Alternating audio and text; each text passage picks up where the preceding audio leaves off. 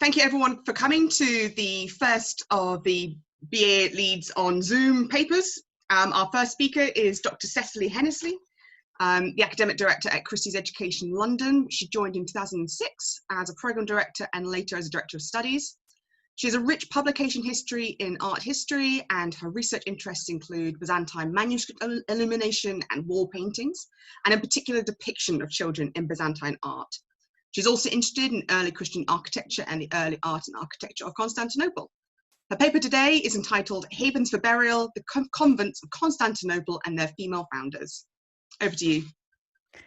Thank you very much, Harriet, and thank you all of you who have joined us for the recording. I'm just going to share my PowerPoint with you. This paper considers certain convents founded in Byzantine Constantinople and the design of their houses of worship, focusing on the places of burial the founders provided for themselves, their families, and their communities of nuns. In Byzantium, many religious institutions were founded by members of the imperial family, both men and women.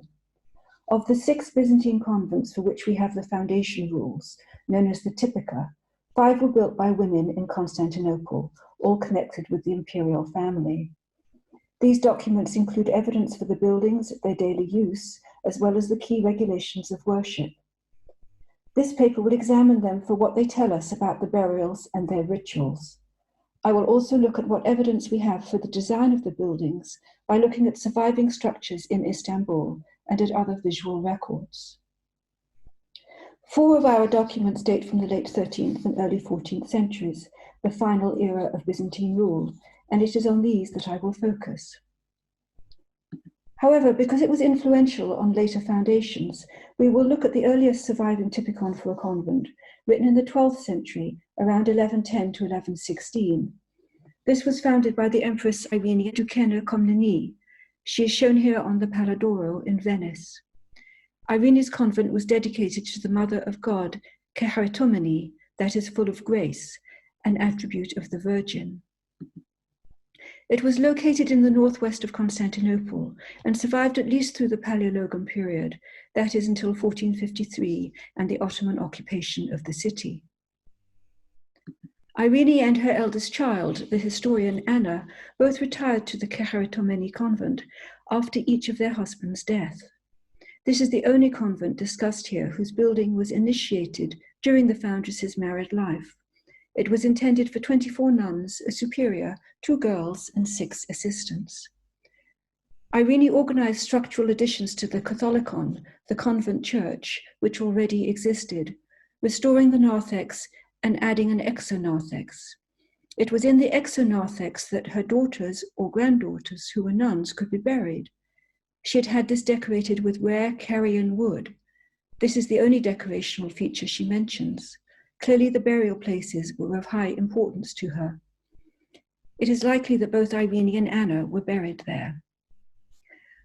Irene also provided a funerary chapel for the nuns at another convent called Tacalarius, as there was insufficient space within Charitomene. This was within walking distance. The structure of only one of the 5 convents in Constantinople for which we have the foundation typika survives, the Theotokos tou Libos. This was originally founded as a monastery or convent by Constantine Lips in 907 and dedicated to the Theotokos, the Mother of God. Empress Theodora Palaiologina, who was the widow of Michael VIII, shown here with their son Andronikos, extended the site after 1282, adding an imperial mausoleum or mortuary chapel to the south and founding a convent. It survived throughout the Byzantine period and was converted into a mosque in about 1460, now known as the Fenari Isa Jami. At the top here is shown the plan of the 10th century church, situated to the north, and below the plan of the 13th century mortuary chapel to the south, dedicated to St. John. And I'm showing you here the exterior from the east. The typikon written for Theodora, for it is said to be ghost-written, has similarities to Irene's for Charitomene, and either it or one derived from it was probably used. There were 50 nuns, 30 engaged in the canonical hours, with the liturgy performed 5 times a week, including on Sunday in both churches. The text is very favourable to female family members and other members of the aristocracy, being lenient in rules towards them.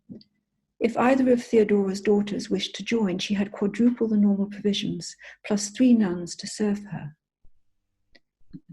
This plan shows the extent of burials, of which 29 have been found, 19 of which are in the South Mausoleum and its narthex and exonarthex.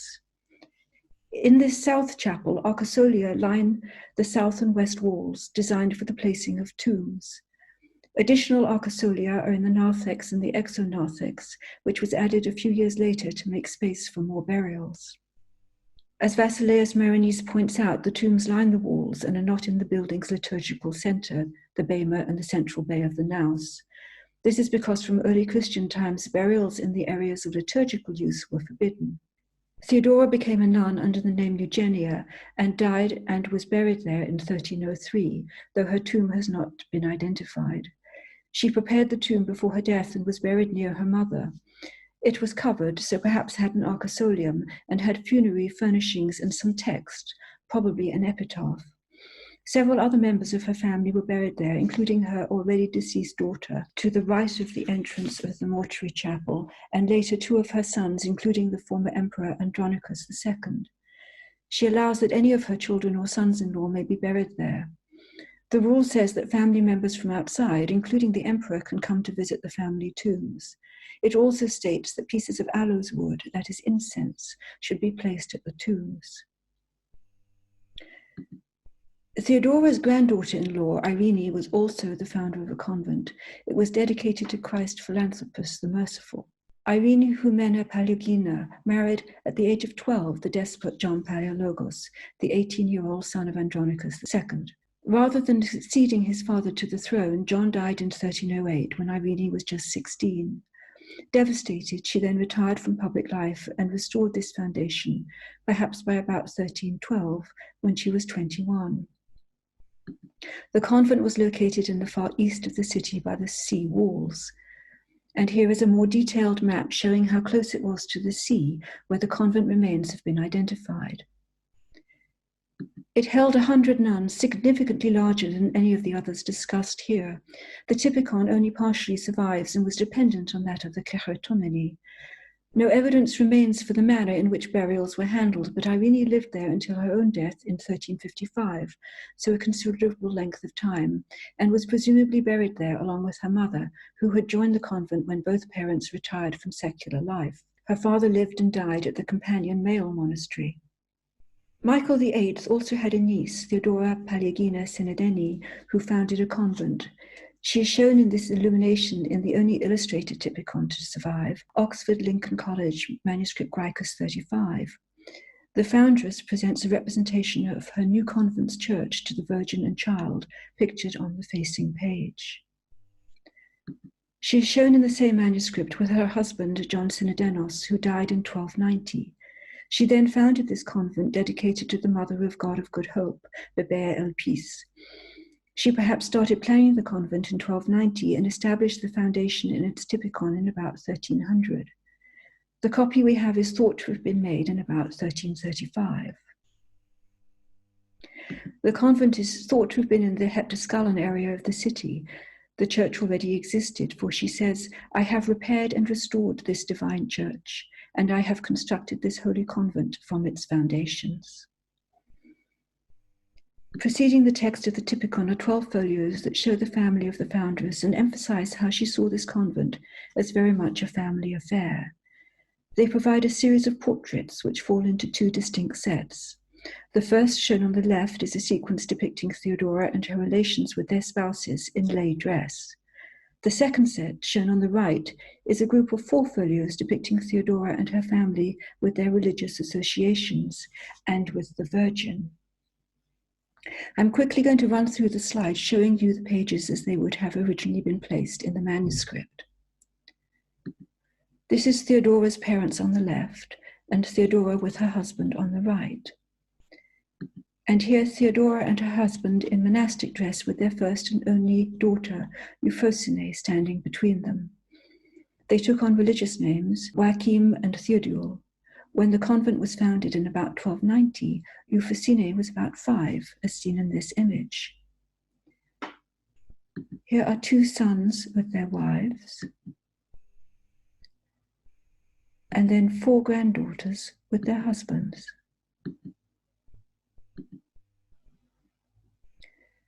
And then the Virgin and Child facing Theodora as the nun Theodule with her daughter Euphrosyne, now aged about 15.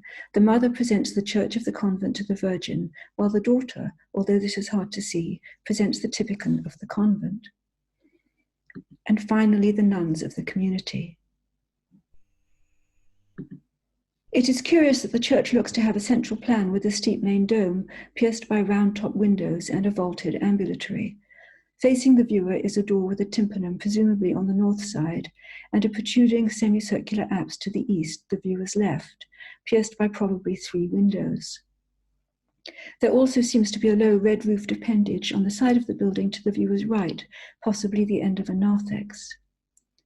The building does not have the well-established cross and square plan, essentially a rectangular building with protruding apses and several domes, which had been popular since the 9th and 10th centuries.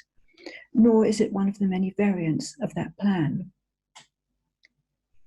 To see if other images of this type with the donor presenting their building represent a realistic model of the building, we can compare the church and the well-known dedicatory image of Theodore Metakaites for his monastery dedicated to Christ in the Hora and dated to about 1316 to 1321, a few years after Theodora's would have been built. Here the church, if one ignores the Paraclesion on the right, bears some similarity to the one held by Theodore. Likewise, although missing details, this representation of San Vitale from the 6th century gives the impression of a round or octagonal structure. And this representation of Hagia Sophia captures the essential elements of the design. It seems reasonable to suggest that the Catholicon, the convent church depicted in Theodora's typikon illumination, in some sense reflects the actual building. Buildings of a circular form are associated from early Christian times with martyria and mausolea. This seems appropriate for Theodora's convent church, since, as Alice Mary Talbot writes, the raison d'etre for this foundation was the performance of commemorations for the souls. These were for Theodora, her husband, and their children, all named as founders, as well as her parents. Other relations, who all had monastic names, gave endowments for their commemorations. Yet curiously, only 2 burials are mentioned, and these somewhat cursorily.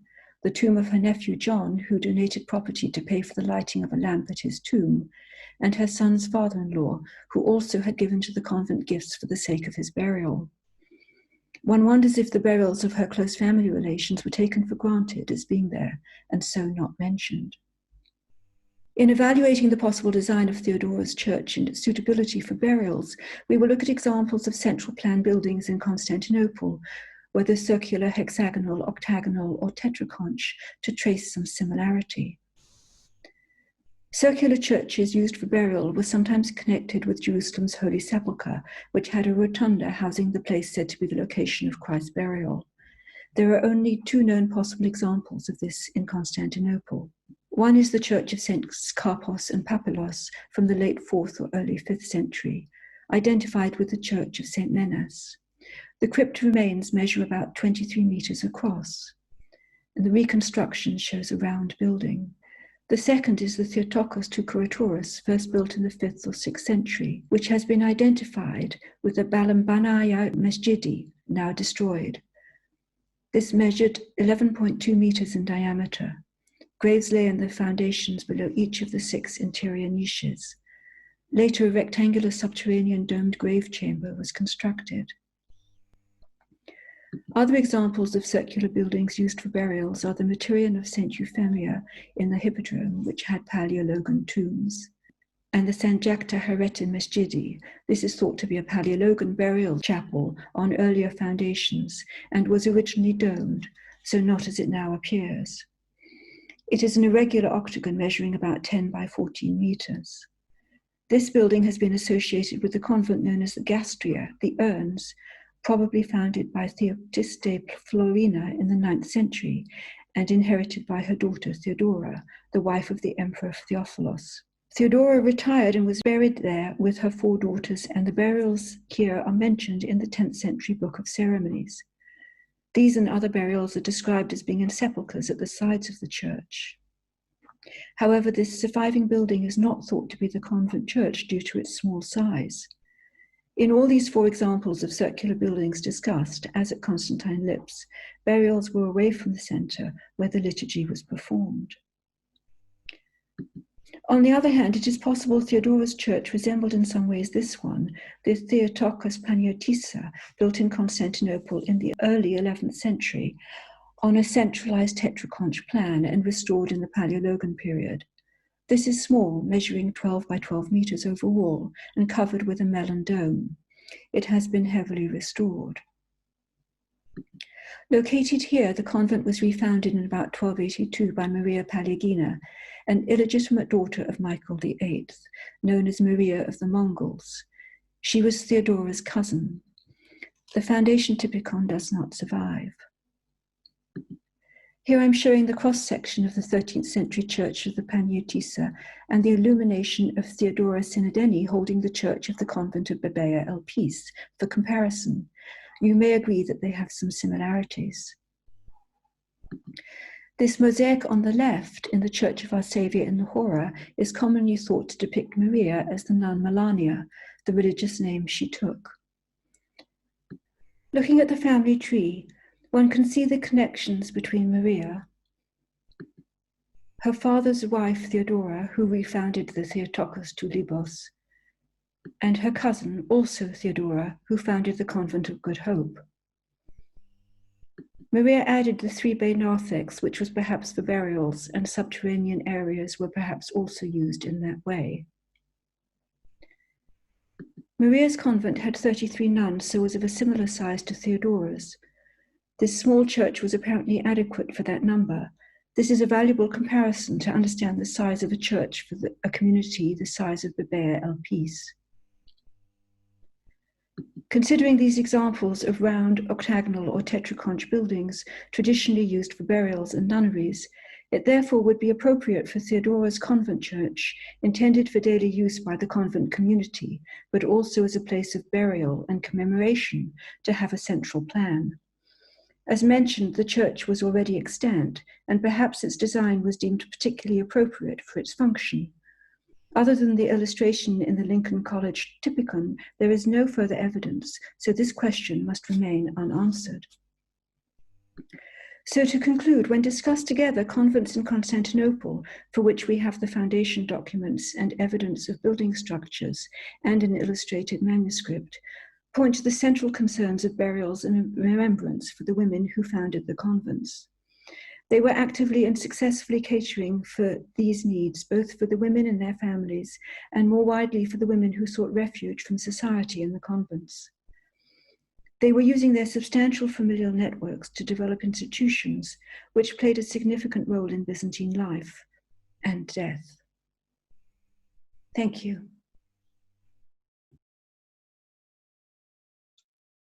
Fantastic. Thank you very much, Cecily, for that. Let's go have a quick look in the chat and see if anybody has any questions they'd like to start with. Otherwise, I've got a couple I'd like to start with. See if anyone's going to raise their hands before I do. No, so Cecily, the one, as I was listening to that, I was finding it really interesting what you were saying about the women kind of being the driving force between founding these nunneries. And I was just wondering if you could talk about how much it was in comparison to the husbands and sons, because I got the impression that they were also founding stuff, but differently. And it's not an area of the world I'm at all familiar with, so I was just wondering if you could educate me a little bit on that. Well, it really is the case that the male members of the imperial family are also founding a lot of monasteries. So it's very much the culture of the time, both for men and for women. So it's not an exclusively female area at all. But having said that, there's a proliferation of foundations founded by the imperial women. And where was their money coming from? Were they using their family money, or do you know if they had their own estates that they were able to put towards their own foundings? Yes, they had their own, they had imperial money that what they had inherited, but also people would give gifts to the monastery or to the convent.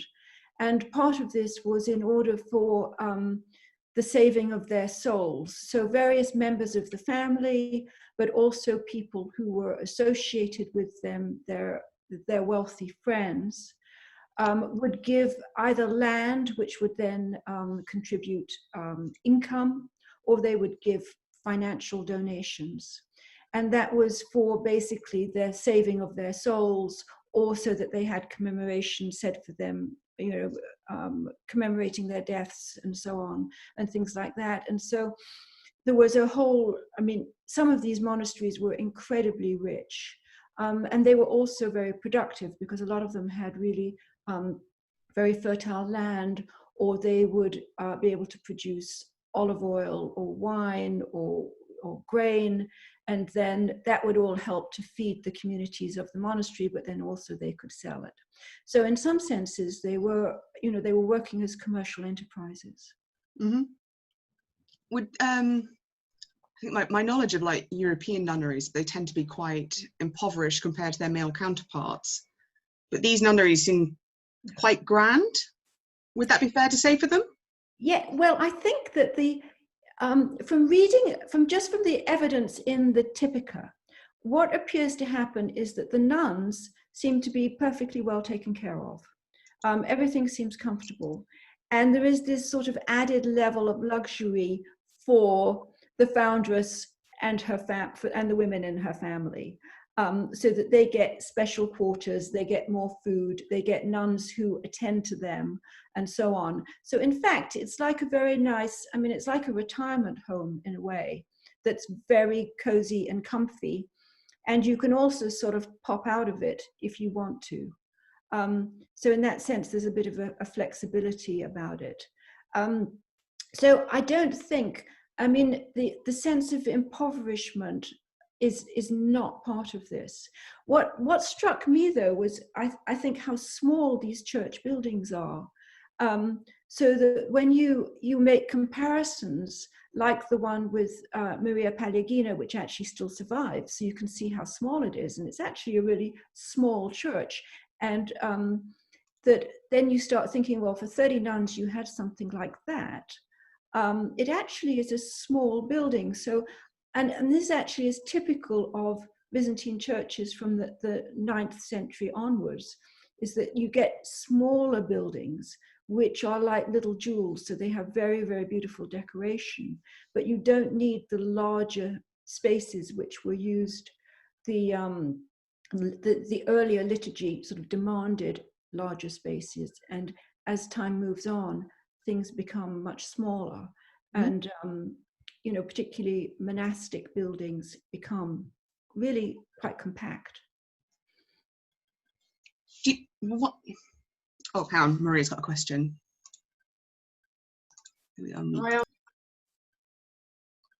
Oh, Maria, hang on. Let me just unmute you.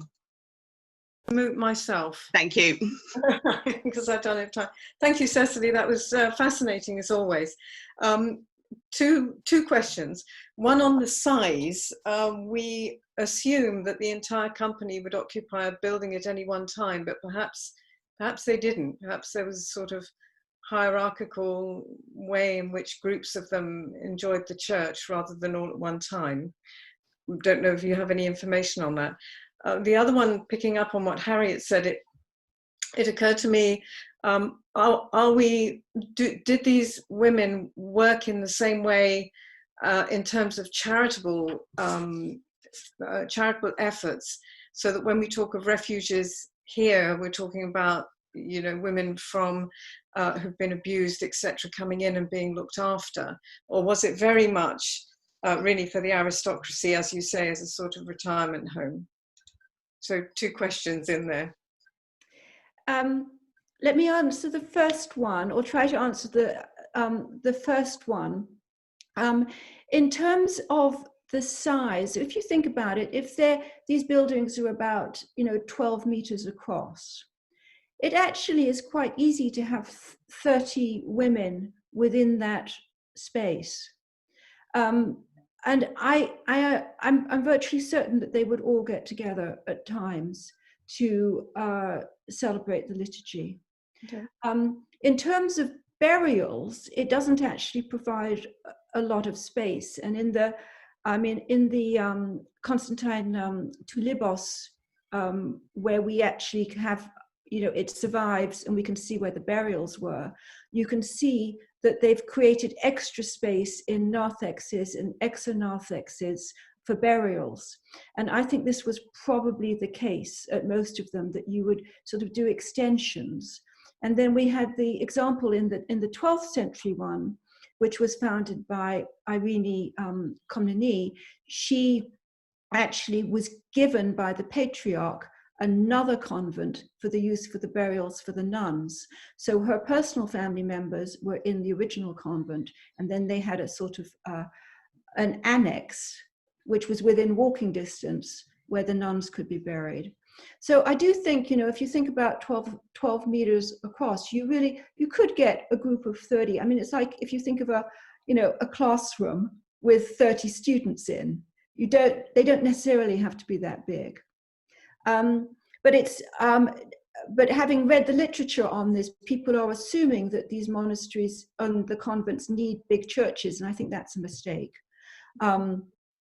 So one of the ones that I showed you, which was of the circular type, they've said that it wasn't the convent church which was founded by Theotiste, but I actually think that it probably was, because actually her community was fairly small. And that would be where they were buried, where her and her daughters were buried. So that makes it quite an interesting thing, and I think a good reason to relook at all these examples. And then your second question, which I've now forgotten. Could you remind me what it was? Sorry. Wondering whether these places that took in women, but is it really just for the aristocracy or for the well-to-do?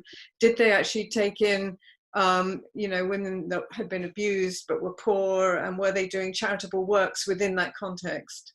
Yes, I don't think we should assume it's just women who were abused. I think it's women who for whatever reason, whether their parents decided it or they decided it, or their husbands decided it, that they were going to be removed from society. And did they take them in from any social strata, or was it just that was really the question? Yeah, there's no evidence that you had to be from the aristocracy to be part of this. So women could enter the nunneries. I mean, from the early period, the Justinian period, the Justinian Theodora founded a convent which was for ex-prostitutes. So that had a particular function, but it doesn't mean, so I mean, convents could be for women from any part of society. And they also, of course, some of them took young girls who would then be brought up there, and some of those girls were orphans. Okay. And then they would create a life within the nunnery. Thank you. Yeah, so a good range of social backgrounds. Okay. Thank you. Thank you. See if anyone has a question. Cecily, I'm just going to quickly jump in there with the nunnery for ex-prostitutes. I've never heard of such a thing. I can't say I'm an expert in nunneries, but was that by any way a common thing to do? Because everything I've read about prostitutes, certainly particularly from a monastic point of view, is they're not very forgiving in their point of view. So the idea that there could be a whole nunnery full of them. Do you know anything more about its reputation or its funding? It's a while since I've looked at this, I have to be honest, Harriet, but my memory of it was that it was founded by Theodora, because she put through a lot of legislation to help women who'd been working on the stage or who had been in the sort of slightly nefarious industries. And this was a move that they made to reform the women. And I think some of them if I remember correctly, some of them ran away because they didn't quite fancy being shut up, and it wasn't really how they wanted to lead their lives anyway. And I don't have any knowledge of any that were made later which were specifically for prostitutes, but there may well have been. I haven't really worked on that part of it. But I mean, I did do quite a lot of work on Mary Magdalene recently, and the comparison between Mary Magdalene in Byzantium and in the West. And of course, what's fascinating is that in Byzantium, she's not a prostitute. She doesn't have that part of her history. How is she portrayed in Byzantium? Well, it's the sort of, it's in the Western tradition, she's a combination of three different identities, including the woman who's the sinner. Whereas Mary of Bethany. Whereas in Byzantium, she is simply one of the Miraphores who is a follower of Christ and then comes to the tomb. So she doesn't have that whole association with prostitution. And certainly, so we don't have that. I mean, you know, it's quite an interesting question why you have such a sort of a different look at prostitution in Byzantium and in the West. And certainly there was quite a lot of legislation about prostitution, which a lot of that came in the 6th century, and it carried on being legislated about. But no, it's a very different cultural look at it. No, it's fascinating. I had one final question about the commemoration. So I found the pictures of all the founders in the books I thought was very striking, and I kept thinking about the English kings holding their little churches with all the women holding their churches. And I was just wondering where else within the church or within the documents the women's names were being remembered. So were there special prayers that were being said for them when they're gone, and we've got records of that, or were there inscriptions? Yes, there's both. So there are, I mean, where the churches survive, there are some inscriptions, though very few, because there isn't really an awful lot that has survived intact. But also in these foundation documents, they mention the members of the family who are going to have commemorations said for them, so we know that. And in, various things like letters and, even sort of financial records and so on, you occasionally find the names mentioned of the women who were there. No, thank you very much for that. Let me just double check. Does anyone else have any final questions for Cecily? No, I think everyone is just absorbing this morning. Well, Cecily, I just want to thank you very much again for a very interesting paper. I can't give an applause, but thank you very much on behalf of the BA.